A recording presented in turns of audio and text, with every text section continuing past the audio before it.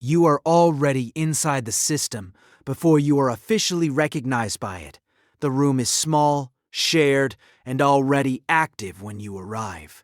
Papers move between hands, without pause. Names are spoken without introduction, and decisions are referenced as if they were already agreed upon before you entered.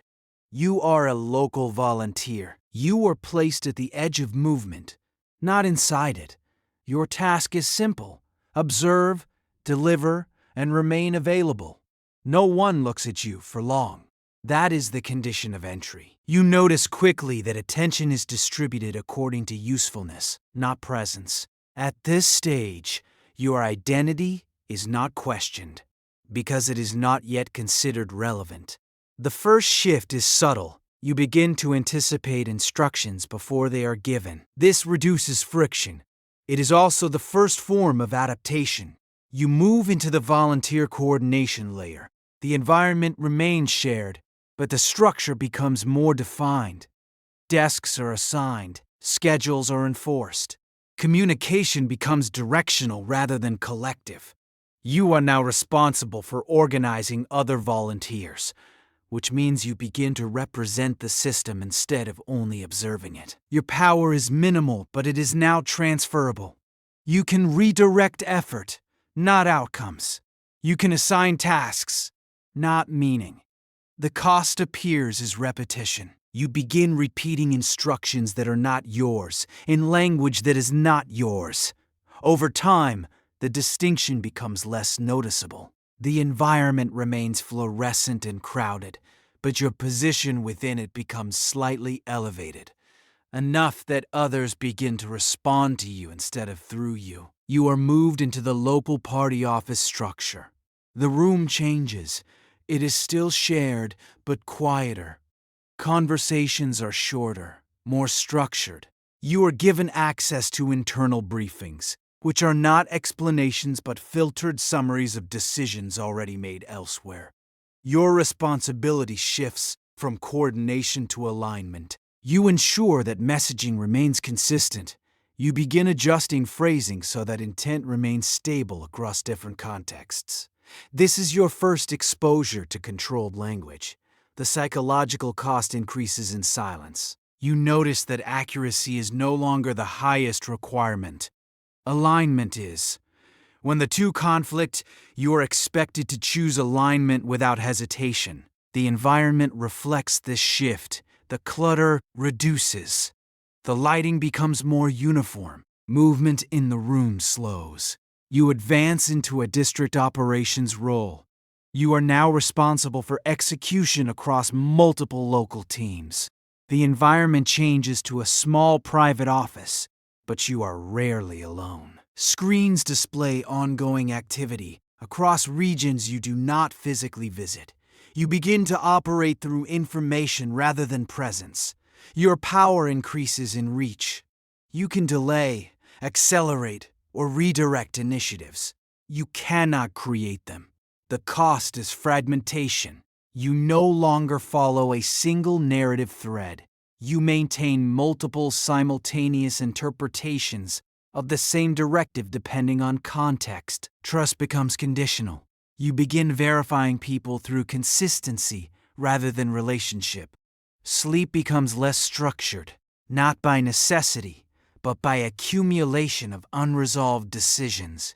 You enter the regional strategy unit. The office is quieter now. Fewer people are present. The walls are clean, the lighting controlled, and the windows reveal a distant city that feels unrelated to immediate decisions. You are now shaping outcomes at scale. You decide where attention is focused, which issues are elevated, and which are allowed to fade. Your influence increases indirectly. Nothing you do is visible at first, but everything you do is distributed outward. The psychological cost is detachment from consequence. Results arrive without immediate feedback. You begin to rely on reports that summarize effects rather than experiences. At this level, emotion becomes inefficient. It slows interpretation. You begin removing it from decision-making without formal instruction. You are promoted into national campaign coordination. The environment shifts again. Larger rooms, fewer objects, more distance between people. Meetings are structured, timed, and silent between points. You no longer manage tasks. You manage direction. You define what is discussed before discussion begins. Your responsibility includes controlling narrative flow across regions, media, and internal channels. Power becomes procedural. You notice that your language has changed. You no longer describe outcomes in personal terms. You describe them as conditions. The psychological cost is isolation inside consensus. Everyone agrees with you, but no one is speaking independently. Trust is no longer emotional. It is structural. You begin to recognize that disagreement is not eliminated. It is redirected elsewhere before it reaches you. You move into senior political advisory. The office is private, minimal, and controlled. City skyline is visible through large windows, but you rarely look at it. Your influence now reaches decision-makers directly. You do not suggest options. You refine them. You remove instability from proposals before they are finalized. Each correction increases coherence and reduces variation. The system responds positively to this. Your authority grows without visible expansion. The cost is internal. You begin to notice that you no longer evaluate ideas by belief. You evaluate them by viability within the system you are embedded in. Identity begins to shift quietly. You are no longer separate from the structure. You are part of its filtering process. You enter national government leadership. The environment becomes formal and reduced. Large table, few participants. Controlled lighting, long silences between statements. Every word you speak carries institutional weight. You are now responsible for outcomes that extend beyond visibility. You receive information already processed multiple times before it reaches you.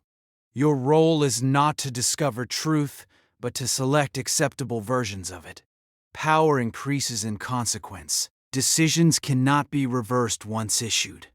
The psychological cost is compression. Your internal range of response narrows. Options become fewer, but heavier. You begin to notice that hesitation itself is treated as a form of risk.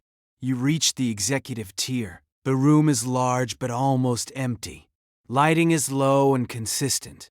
There is no background activity, only controlled presence. You are now the final decision layer. Nothing proceeds without your authorization.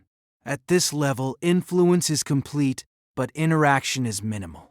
You are no longer surrounded by people in the functional sense. You are surrounded by outcomes waiting for confirmation. The cost is absence of feedback. Decisions leave the room and do not return in recognizable form. You begin operating without external correction. This stabilizes authority and removes friction, but it also removes reference points. You remain at the center of the system, but the center no longer feels occupied. The language you use has become procedural, to the point where intention is no longer distinguishable from execution. You do not recall when preference stopped influencing direction. Because it did not stop in a single moment. It dissolved through repetition until it was no longer separable from operational logic. The environment is silent now except for distant systems you do not interact with directly. There is no movement near you. You are not outside the system, and you are not above it. You are the point where it no longer requires interpretation.